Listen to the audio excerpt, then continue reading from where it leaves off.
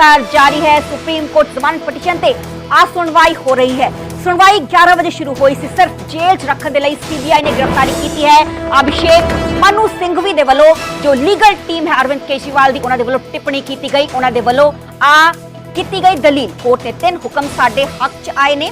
केजरीवाल सबूतां नाल छेड़छाड़ नहीं करेंगे। अभिषेक मनु सिंघवी दे वल्लों आ दलील दी गई।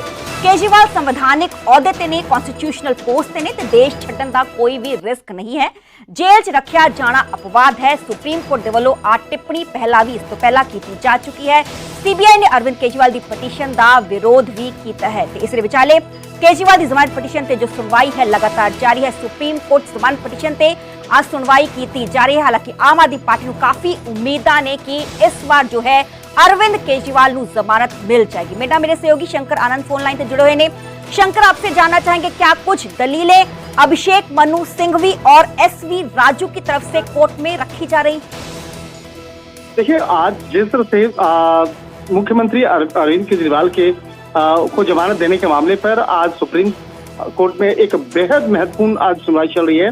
और जिस तरह से अगर मुख्यमंत्री अरविंद केजरीवाल की तरफ से वरिष्ठ एडवोकेट अभिषेक मनु सिंघवी की अगर बात करें, तो जिस तरह से वो लगातार दलील दे रहे हैं और जिस तरह से अगर सीबीआई की अगर बात करें तो सीबीआई की तरफ से एलजी राजू जो हैं वो दलील दे रहे हैं। तो इस मामले में एक सुप्रीम कोर्ट का जो ऑब्जर्वेशन है वो बेहद महत्वपूर्ण रहा पूरे इस अभी तक के दलील के दौरान में।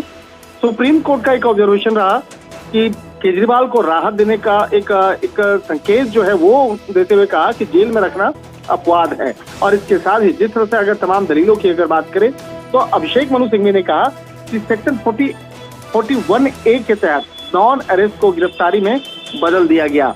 इस मामले पर जस्टिस सूर्यकांत ने कहा कि जब आप हिरासत में हैं और दोबारा गिरफ्तार कर रहे हैं तो आपको अदालत को अनुमति की आवश्यकता होती है। देखिए, ये मामला उस वक्त की चर्चा हो रही है अभी फिलहाल जब ईडी के द्वारा गिरफ्तारी हुई थी। ईडी के द्वारा मुख्यमंत्री अरविंद केजरीवाल को तिहाड़ जेल में भेजा गया था। उसके बाद जब ईडी कोर्ट के द्वारा उन्हें जमानत दिया जाता है तो उसके बाद सीबीआई के द्वारा गिरफ्तारी होती है। तो उस मामले को लेकर अभी चर्चा हो रही है कि वो गिरफ्तारी कैसे हुई, किस तरह से सीबीआई की गिरफ्तारी हुई।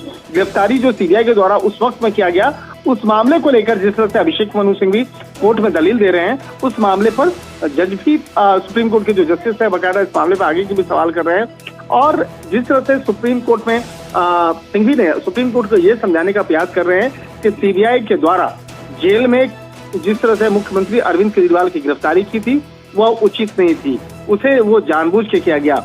और इस मामले पर सिंघवी ने आगे भी जवाब देते हुए कहा कि ईडी इस मामले में 9 चार्जशीट फाइल कर चुकी है और सीबीआई के मामले में 5 चार्जशीट फाइल हुए हैं। तो इसके मायने क्या हैं वो बता रहे हैं। और जिस तरह से अगर अभिषेक मनु सिंघवी ने इस मामले पर आगे और शंकर एक अहम टिप्पणी की गई है अभिषेक मनु सिंघवी की तरफ से। उनकी तरफ से कहा गया है कि सीबीआई की तरफ से गिरफ्तारी इसलिए की गई है ताकि अरविंद केजरीवाल को जेल में ही रखा जा सके। देखिए, अभिषेक मनु सिंघवी के द्वारा ये दलील जरूर दी जा रही है कि एक सोची समझी साजिश के तहत मुख्यमंत्री को गिरफ्तार किया गया है। लेकिन इस मामले में सीबीआई के जो वकील हैं वो तमाम तथ्यों के बारे में बता रहे हैं, तमाम सबूतों के बारे में बता रहे हैं कि किस तरह से इस मामले में मुख्यमंत्री अरविंद केजरीवाल की गिरफ्तारी हुई। तो यहाँ पे देखना लाजमी होगा कि जो दोनों पक्षों की दलीलें हैं उन दलीलों को सुप्रीम कोर्ट किस तरह से देखता है। 3 जजों की बेंच इस मामले में सुनवाई कर रही है।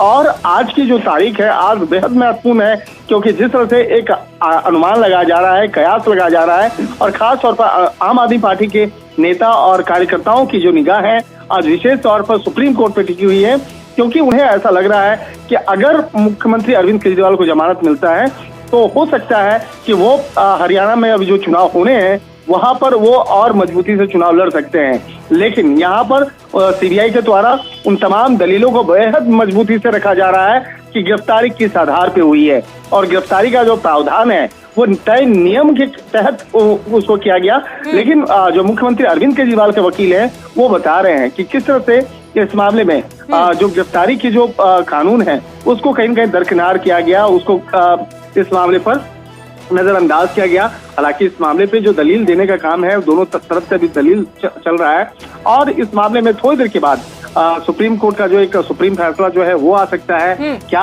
आज मुख्यमंत्री को आज मिलेगा या नहीं, ये थोड़ी देर के बाद तय हो जाएगा।